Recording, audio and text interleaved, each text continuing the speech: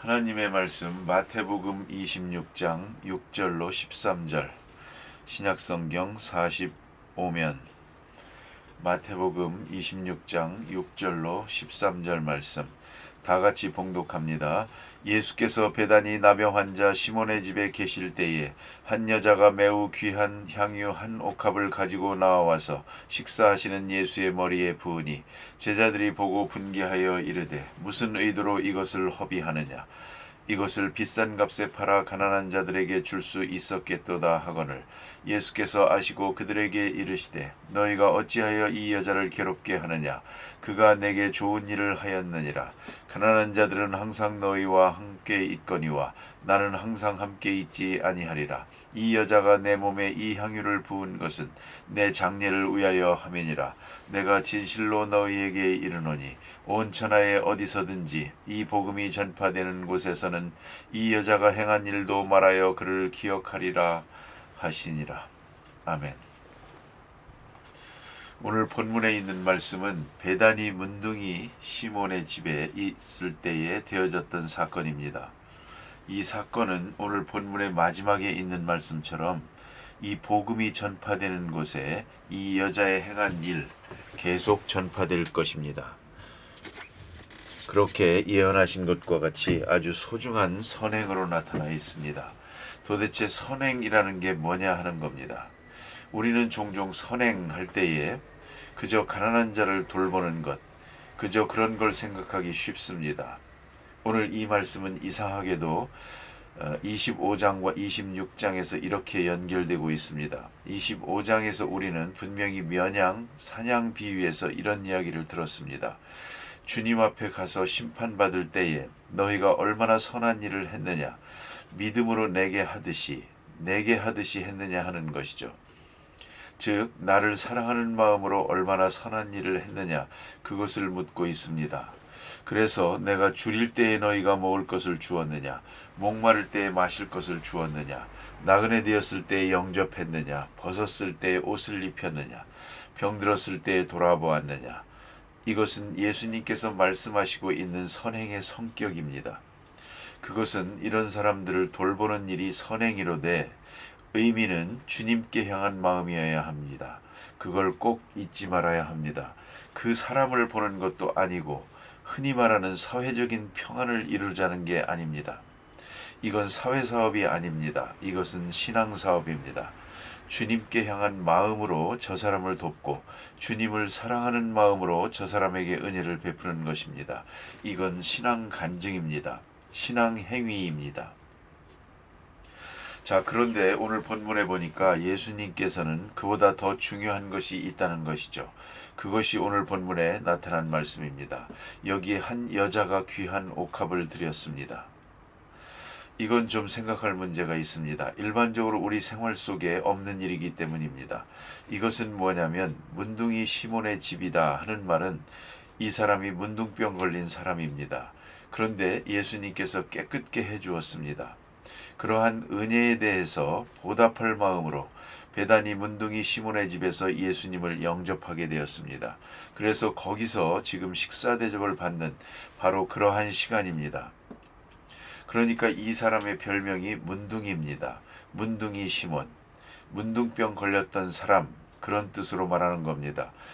그러면 왜 이렇게 문둥이 시몬이라고 대명사가 붙었느냐? 그것은 다름이 아닙니다. 시몬이라는 이름이 너무 흔하기 때문입니다. 시몬이라는 이름이 너무 많습니다. 그래서 아버지의 이름을 대서 베드로를 말할 때에도 요나의 아들 시몬, 바요나 그랬습니다. 바요나, 요나의 아들 시몬, 이렇게 말하는 것처럼 우리가 성을 붙여서 말하는 것 같이 그렇게 됐습니다. 이름은 같더라도 성이 다르면 우리가 그 사람이 누군지 알 수 있지 않습니까?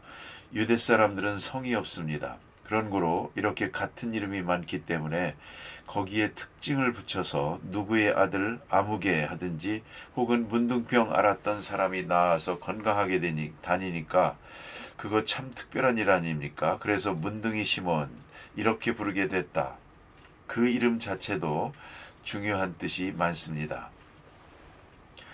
그런데 오늘 본문을 자세히 보면 이제 한 여자가 매우 귀한 한 옥합을 가지고 나와 예수님께 부었다 그랬습니다. 옥합이라는 게 뭐냐는 겁니다. 이 향유는 아주 좋은 향수입니다. 아주 값비싼 향수이고 도자기로 병을 만든 것인데 이것을 한번 깨뜨리면 다시 막을 수가 없습니다. 한 번밖에 쓰지 못하는 겁니다. 그런 것을 도자기로 잘 만들어 가지고 옥합에 기름을 넣는데 이것은 그들에게 있어서 큰 보화가 됩니다. 주로 시집갈 때 친정 부모님이 주는 것이요. 또 이것을 일생 동안 귀한 보화로 지니고 있는 겁니다. 이러한 보화입니다. 상당히 비쌉니다. 요한복음에 보면 300데나리온이라고 그랬습니다.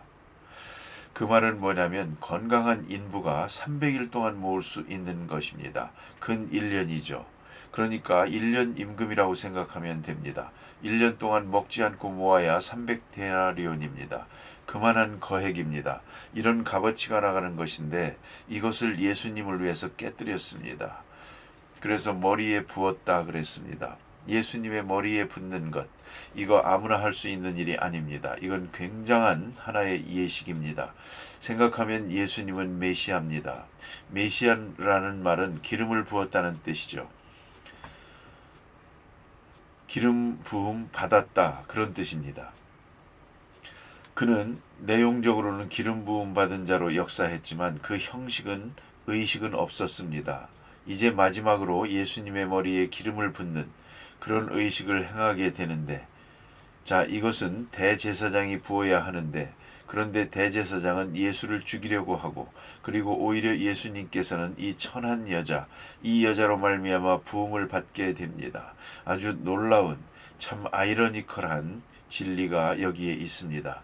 예수님은 메시아지만 메시아의 의식은 오늘 여기서 이루어지게 됩니다. 이렇게 머리에 부었습니다. 그런데 그것이 값비싼 것이라는 걸 알고 있습니다. 저렇게 귀한 것을 어떻게 이리 쉽게 깨뜨릴까?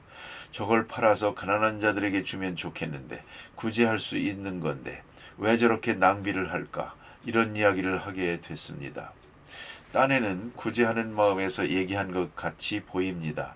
구제가 예수님께 향한 선행보다 우선합니다. 이렇게 그들은 생각한 것 같습니다. 예수님을 기쁘시게 하는 것보다 구제가 우선이 아니냐, 그런 생각을 하게 된 것 같다 하는 말씀입니다. 이제 이것을 25장과 연결하게 되면 더더욱 그리 생각할 것 같습니다. 가난한 자를 돌보는 것이 이렇게 중요한데 왜 이걸 낭비하느냐? 이걸 낭비라고 생각했습니다. 예수 그리스도를 기쁘게 하고 예수 그리스도께 영광을 돌리고 그 거룩하신 사역에 대한 찬양을 드리는 것이, 이것이 더 근본적인데도 불구하고 저들은 그보다는 가난한 자를 돌보는 것이 더 중요하다라고 생각한 것 같습니다. 이걸 낭비라고 생각했습니다. 낭비. 그래서 오늘 본문에 보니 놀라운 얘기가 있습니다. 이를 보고 분하여, 제자들이 보고 분하여 가로되, 이 제자, 분한 이게 누굴까? 요한복음에서는 가룟 유다라고 했습니다. 심지어는 이렇게까지 해설을 주었습니다. 가룟 유다다. 저는 도적이다. 회계를 맡아가지고 있으면서 돈을 슬금슬금 빼낸 모양인데 지금 그렇지 않아도 비용이 좀 모자라고 그런 때에 저걸 저렇게 낭비하다니, 저걸 팔아서 가난한 자에게 주고 나도 좀 삥땅도 하고 뭐 그리 생각했던 것 같습니다. 이걸 낭비하다니, 이걸 낭비로 생각했습니다. 그때에 분하여 이랬습니다. 이게 분할 수 있는 일입니까? 예수님을 위해서 하는 일이 어떻게 분한 일입니까? 바로 이런 문제를 우리가 깊이 생각해야 됩니다. 가난한 자를 위하는 것 같으나 아니고요. 무엇이 우선적이냐 하는 겁니다. 그리고 오늘 특별히 본문에 보니 예수님께서 참 귀한 말씀을 하십니다. 가난한 자는 항상 너희와 함께 있거니와, 가난한 자는 항상 너희와 함께 있거니와. 이 본문을 읽으면 생각나는 분이 있습니다. 그것은 뉴욕에 있는 포트 오토니티라고 하는 버스 터미널이 있습니다. 아마 한 60년대쯤 됐을 것 같답니다. 그때의 원로 목사님의 경험입니다. 거기서 버스를 타고 어떤 교회에 설교하러 가는데 이제 버스를 타려고 기다리고 있는데요. 옆에 점잖은 사람 하나가 와서 돈을 달라고 손을 내밀더랍니다. 아무도 없습니다. 그런데 그분이 와서 새벽에 그렇게 하니 배도 고플 것 같다 생각을 해서 참 어려운 처지였지만 큰 마음 먹고 점심이라도 먹으라고 5달러를 줬습니다. 그랬는데 웬 사람이 가까이 오더니 얘기를 합니다. 당신 저 사람한테 왜 돈을 줬냐고. 달라고 하니까 불쌍해서 줬죠. 저 사람이 누군지 아느냐고. 잘 모르지만 이 새벽에 배고프고 그런 것 같아서 한 끼 식사라도 하라고 줬다고. 그랬더니 이 사람이 정색을 하고 설교를 하더라는 겁니다. 당신 같은 사람이 있기 때문에 저 사람이 계속해서 아편을 하는 거라고. 당신 같은 감상적인 구제자가 있어서 저 사람이 계속하는 거라고. 그렇게 설교를 하더랍니다. 가난한 자는 항상 함께 있는 것이라고 그러더라고요. 여기에 성경에 있지 않습니까? 이 말을 어떻게 해석하고 있는고 하니 가난한 자는 언제나 있다 그런 말이 아닙니다. 어디서나 있다 하는 말이 아니고요. 가난한 자는 아무리 구제해도 가난하다 그 말입니다. 그 사람은 그렇게 해석을 합디다. 구제를 통해서 가난을 면케할 수는 없다 이겁니다. 사실이요. 가난한 자에게 구제하면 영영 가난해집니다. 어찌하든지 간에 이길 수 있는 힘을 길러줘야지. 얻어먹는 것도 문화요, 버릇이고 하나의 기술이기도 합니다. 그거 곧 체질이 돼버립니다. 몇 번 얻어먹다 보면 그게 좋습니다. 그분들은 낭만입니다. 그러니까 이게 문제가 있거든요. 가난한 자는 항상 있느니라. 그 사람이 이 성경을 외우지 않습니까? 참 많은 생각을 했습니다. 가난한 자는 항상 함께 있느니라. 도대체 이 사람이 이걸 어떻게 해석해야 되나? 가난한 자를 구제하는 일, 이거 필요한 것입니다. 절대 빈곤이 있어서는 안 됩니다. 굶어 죽는 사람이 내 앞에 있어서는 안 됩니다. 그러나 구제로 인해서 죽어가는 사람이 살 수는 있습니다. 그러나 그 사람이 살아나서 이제 부자가 되리라고 생각해서는 안 됩니다. 그런 것은 아닙니다. 가난한 자는 항상 함께 있느니라. 그건 항상 해야 될 일이요. 또 계속해야 될 일입니다. 계속해야 할 마음으로 하는 것입니다. 내가 몇 푼 줘서 벌떡 일어나서 이제부터 스스로 일어서는 사람이 될 거라고 그 몇 푼 가지고 사회 문제가 해결되리라고 기대해서는 안 되는 겁니다. 그것은 가난한 자는 우리가 돌봐야 될 평생 주신 우리의 의무입니다. 그렇게 생각할 뿐이지 그것이 사회 문제의 해결이라고 착각하지는 말아야 됩니다. 또 특별히 그것이 하나님의 거룩한 사역, 거기에 최우선적인 일이 아니라는 것이죠.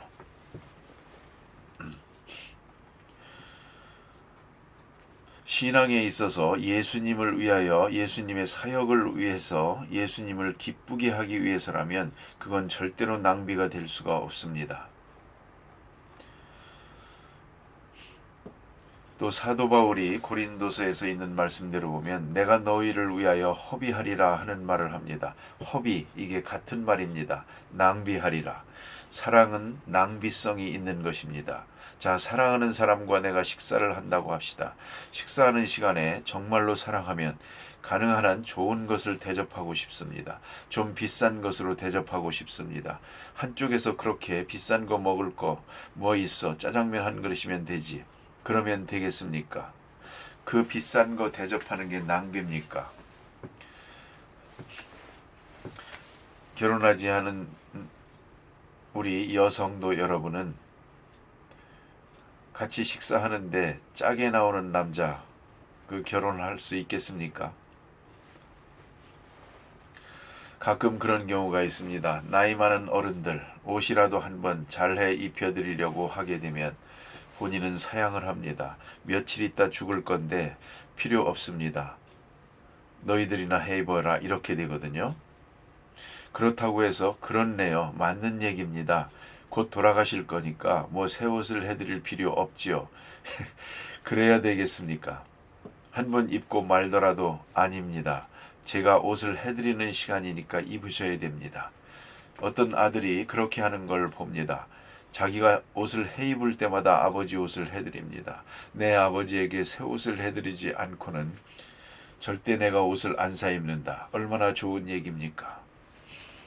언젠가 한번 아들이 아버지에게 좋은 차를 사드립니다. 왜 그랬냐 하니까 내가 타는 차보다 좋아야지요. 또 있습니다. 다른 아버지보다 내 아버지가 좋은 차를 타야죠. 한 주일에 한 번 탈까 말까 합니다. 그래도 내 마음이 그렇지 않습니다. 참 마음에 듭니다. 그렇지 않습니까? 여러분은 어떻게 생각하십니까? 다른 분들의 아버지보다 내 아버지가 초라해서야 되겠습니까? 그래서 말입니다. 우리가 이 교회에서 사용하는 것은 무엇이든지 다른 데 것보다 나아야 됩니다. 댄스홀에서 사용하는 것보다 좋은 것이라야 하지 않겠습니까? 댄스홀에 가면 좋은 마이크가 있고 교회에 오면 싸구려 마이크가 있다면 이게 되겠습니까? 음악회에 가면 좋은 피아노가 있고 교회에는 초라한 피아노가 있다면 되겠습니까?